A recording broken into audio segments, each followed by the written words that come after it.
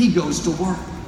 That's why he told the Israelites again and again, stand still and you will see the deliverance of the Lord. He was saying, take your seat. I've got this. I'm bigger than what you're facing. It doesn't mean that we don't do anything. We sit around passive all day. We should be responsible, pray, believe, dream, but do that from a place of rest. You can work hard with a rest on the inside, knowing that you're doing your best and God will get you to where you're supposed to be. Not working hard frustrated. When am I going to get good breaks? Why is this taking so long? Everybody's passing me up. No, take your seat. Work from a place of rest, knowing that God's favor is on your life. He's breathing in your direction.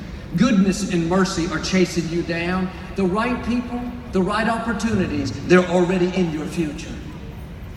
Inner rest is just as important as outer rest. Your physical body can rest, but if your mind never rests, if you live wrought up, fighting against things you don't like, that's going to wear you down.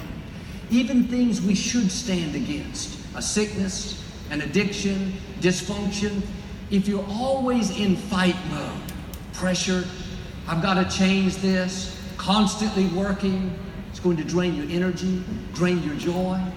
You're living under the old covenant, under works. If I can work hard enough, make myself change, make this problem go away, make myself get well, your heart is right, but your approach is wrong. Why don't you approach it from a place of rest? God, I can't do this on my own. I need your help.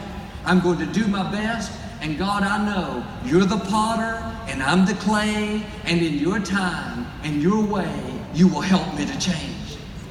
Instead of doing, the right attitude is done, done, done. It is finished. God has already defeated every enemy. He's already planned out your days for good. Now take your seat. Live from a place of rest, a place of peace, a place of trust. When I first started ministering, I would get so nervous. I knew I was supposed to step up and pastor the church, but I dreaded having to get up in front of people. All through the week, I would have to fight these thoughts. What if you don't know what to say? What if nobody comes? What if people don't like you? When I would finish my message on Sunday mornings, for about 30 minutes, I'd be so relieved and so grateful. Then I would start thinking about the next week. What am I going to do next Sunday? What if I can't come up with anything to say? After about 6 months, I thought, I'm not living like this anymore. I'm taking my seat. If I had not made that decision, I wouldn't have made it to 40 years old. You were not created to carry that weight, burdened down with stress, worry, frustration. This is the reason people have health issues. They can't sleep at night. They have high blood pressure, digestive problems. There's no inner rest. They haven't learned how to take their seat. On the inside, they're always worried about a child, frustrated because something's not happening fast enough, trying to make it happen in their own strength. The psalmist said, be still and know that he is God. It infers if you're not still, if you're not seated, you're not going to really know he's God. You're not going to see his goodness, his favor, his blessings like you should. When things come against you, your health, your finances, or relationship, it's easy to let your mind constantly play all the what ifs. What if it doesn't work out? What if you don't get well? What if they don't change their mind? Remember, when you're working, God is resting. If you'll start resting, turn that over to God, then he'll go to work. He sees what's happening. He knows how big the obstacle is. He knows who did you wrong. The good news is he already has the solution. He's not only going to bring you out, but he's going to make the enemy pay and bring you out better than you were before. Now do your part and take your seat. Quit trying to figure everything out. Some situations, there is no logical solution. You have to turn your mind off, so to speak. The scripture says, lean not to your own understanding. It's okay to say, God, I don't know how this could work out. I don't see a way, but don't stop there. Follow it up with, but I know you have a way. I know it's not a surprise to you. I know you had the solution before I had the problem, so I'm not going to worry. I'm going to live from a place of peace. David said, God will make your enemies your footstools. A footstool is something you put your feet on, another picture of rest. God could have said he would make our enemies like grass so we can walk on them, or like sand so it would be soft. He used footstools to remind us to stay at rest. When you face challenges, things you don't understand, they don't seem fair, one of the first things you need to do is put your feet up. Come back to that place of peace. You have to do it by faith, because every thought will tell you why it's not going to work out. You'll never get well. Did you see the diagnosis? Your family will never be restored. There's too much strife and division. That's the enemy trying to deceive you into standing up. He'll do everything he can to keep you from staying seated. He knows when you're seated, in peace, trusting God, he doesn't have a chance. When you live from a place of rest, all the forces of darkness cannot stop you. God has the final say. It may have been meant for your harm, but God is going to turn it into a footstool. Not just a place of rest, but instead of being a stumbling block to stop you, it's going to become a stepping stone to take you to the next level. It says in Hebrews, to labor to enter into the rest of God. Seems like a contradiction, labor to rest. But God used the word labor because he knew it was going to take work to stay seated. It's easy to stand up. It's easy to be offended, try to pay people back. It's easy to live worried, discouraged by problems. It's easy to try to make everything happen in your own strength. Go around frustrated, upset. That's why it says labor to enter his rest. It's going to take effort. And this is one of the few times where God told us to work. He didn't say work to make the problem go away, work to straighten out your neighbor. No, he said work to stay seated. Maybe you need to break an addiction. Yes, you have to be disciplined. You should be focused. You should be determined. But if there's a war going on the inside, where you're upset with yourself, frustrated because you're not further along, trying to force it to happen in your own strength, you're not tapping into the grace that's available today. You're like that priest that had to make sacrifices again and again. No, you're under the new covenant. Christ defeated every enemy. He's already paid the price. You are not working to get the victory, you are working from victory. When you know that you've already won, there's a rest. You don't live upset. You don't lose sleep at night. You know the final outcome. God said he always causes you to triumph. It may not happen the way you thought or on your timetable, but God's ways are better than our ways. This is what faith is all about. When you live in peace, you'll not only enjoy life more, but God will make things happen that you couldn't make happen. I mentioned earlier how my parents started Lakewood in 1959 with 90 people. For 13 years, the church barely grew. They had less than 200 people. My father had much bigger things in his heart. At 17 years of age, he knew one day he would pastor a church with thousands.